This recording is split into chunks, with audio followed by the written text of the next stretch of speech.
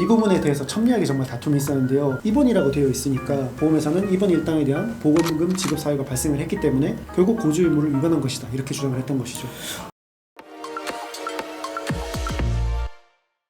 고지의무 말고 네. 또 다른 부분에 대해서 분쟁이 있었잖아요.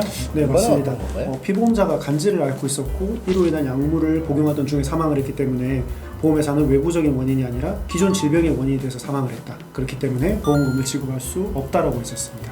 그럼 뭐 만약 이제 보험회사는 이제 피보험자가 질병으로 인하여 사망하였다는 주장이 받아들여진다면은 질병 사망 보험금이 상해 사망 보험금에 비해서 10%밖에 안 되기 때문에 당연히 이제 그렇게 주장을 할 수밖에 없었던 그런 상황인 것 같은데, 그럼 이제 여기서 봐야 될 게 질병이냐 상해냐 이걸 구분하기 위해서는 결국엔 상해 요건을 갖췄느냐 이걸 봐야 되잖아요. 그렇죠. 상해 요건은 급격성, 우연성, 외래성을 모두 충족한 경우인데 요거에 대해서 잠깐만 좀 얘기를 해주실까요? 네, 우연성은 사실 크게 문제가 되지 않았던 사건입니다. 왜냐하면 간질약을 이제 복용하려는 게 피보험자가 죽으려고 복용했던 게 아니기 때문이죠. 네. 그래서 이 사건 같은 경우에는 외래성이라든지 급격성이 문제가 되었던 사안입니다. 급격성과 우연성이라고 말씀하셨는데 급격성은 좀 복잡하니까 뒤에서 좀 살펴보고요. 네. 외래성에 대해서 이제 먼저 좀 얘기를 하자면은 외래성이란 신체 외부의 원인으로 인하여 이제 보험사고가 발생한 경우를 말합니다.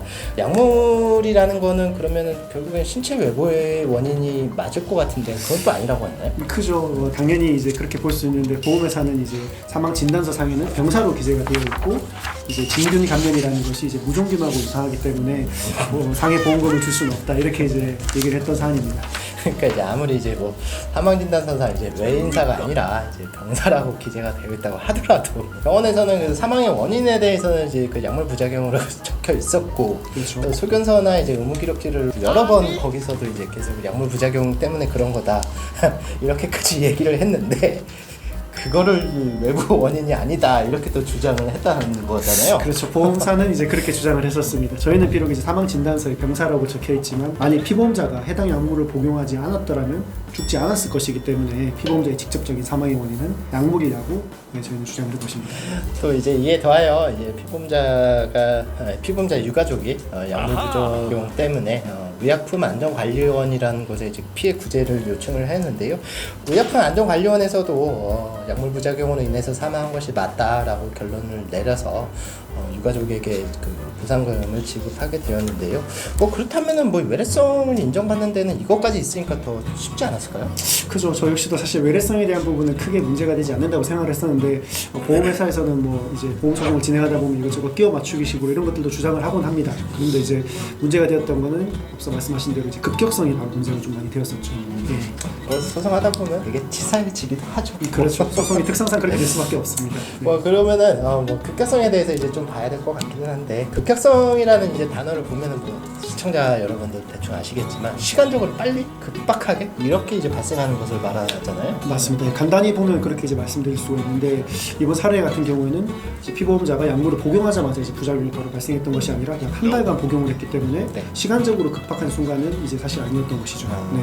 뭐 한 달이라고 하는 거는 결국에 이제 어느 정도 좀 누적이 됐다 이렇게 좀 봐야 될 것 같으니까 급박한 순간에 발생한 것이 아니라 누적된 사고이기 때문에 급격성이 충족되지 못한다라고 뭐 결국 뭐 보험회사가 당연히 그렇게 주장이 들어왔을 것 같은데. 네, 맞습니다. 보험회사는 그래서 이런 급격성이 인정되지 않는 다양한 법원 판결들을 가지고 급격성 충족이 되지 않았다는 부분을 주장을 했었습니다.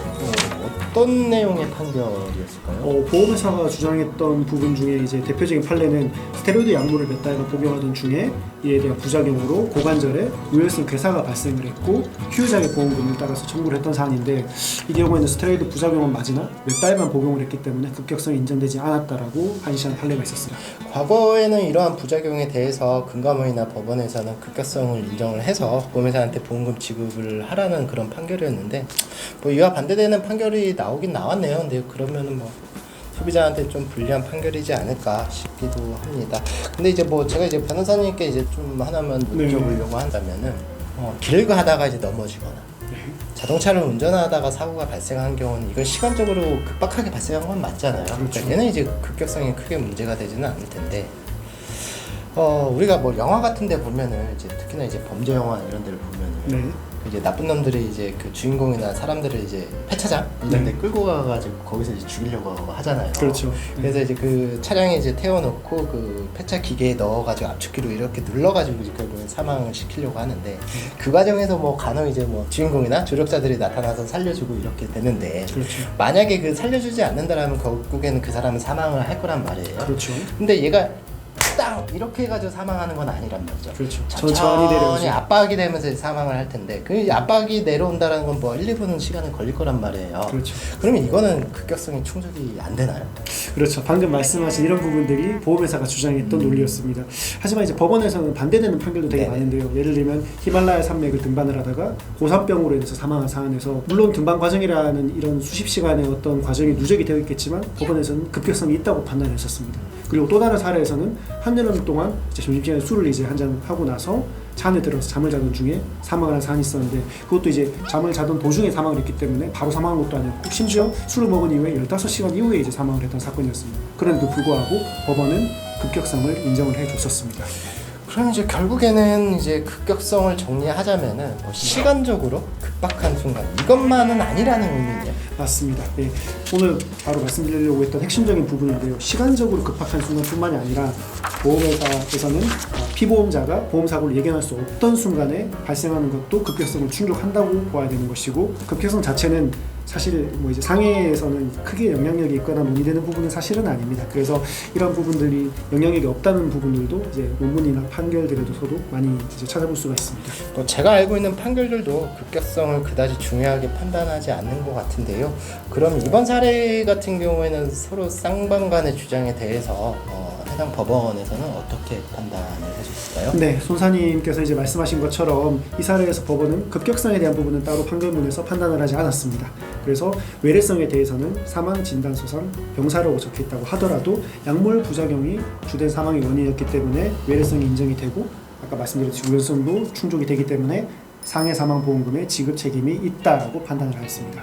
그러면은 이 해당 법원 판결에서도 급격성에 대해서는 그다지 중요하지 않게 판단을 해서 외래성과 이제 우연성에 대해서만 좀 깊게 판단을 해가지고 지급을 하라라고 했던 것 같은데 그러면 이게 이제 1심 판결이었던 건가요? 그렇죠. 1심에서 이제 저희가 전액 승소를 하고 보험회사는 불복해서 항소를 했던 사안입니다. 그래서 결국에 뭐 우여곡절이 있었지만 항소심에서 조정을 통해서 원만하게 해결이 되었습니다. 예, 뭐 얘기하기는 좀 그렇지만 결국에는 이제 둘 다 인정받아서 뭐 상해 사망이랑 뭐 고지 의무 위반에 해당하지 않는다는 부분에 대해서 인정을 받아서 조정으로 이제 끝나긴 했는데 우여곡절이 좀 있기는 했었습니다. 그래서 조금 얘기하기는 좀 어렵지만 아무튼 지금 말씀하신 것 중에 이제 조정이라고 하셨단 말이에요. 네. 조정이라는 건 어떤 겁니까?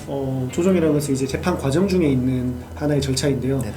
판사님께서 양 당사자가 싸우기보다는 원만한 합의를 통해서 이 사건을 해결해 보라고 조정으로 회부를 하는 것을 말합니다. 조정으로 회부를 하게 되면 조정위원이 선정이 되게 되고 이 조정위원께서 적절하게 이 금액에서 합의하면 어떻게 되냐라는 조정안을 주시게 되고 이 조정안에 대해서 양 당사자가 2주 동안 이의를 하지 않는다고 하면 조정안이 그대로 확정이 돼서 확정 판결과 동일한 효력을 갖게 되는 것입니다. 네, 알겠습니다. 이상 약물 부작용에 따른 상해 사망 보험금 및 과거 질병에 대한 미고지로 인한 고지 의무 위반에 대해서 살펴봤고요. 여러분이 좋아요, 구독, 알림 설정 꼭 눌러 주셔야지만 변호사님이 다음에도 꼭 출연을 해주실 수 있기 때문에 꼭 부탁드리도록 하겠습니다. 저희가 준비한 내용은 여기까지였습니다. 예, 감사합니다.